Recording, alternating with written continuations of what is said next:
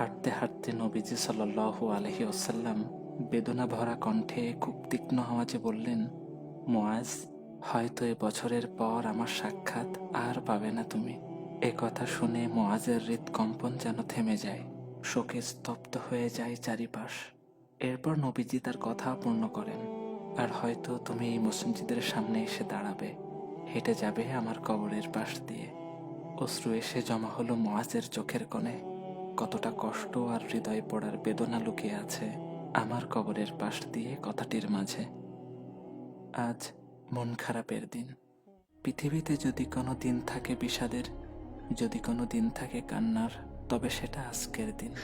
কারণ এই দিনে রাসূল সাল্লাল্লাহু আলাইহি ওয়াসাল্লাম দুনিয়া ত্যাগ করেছেন।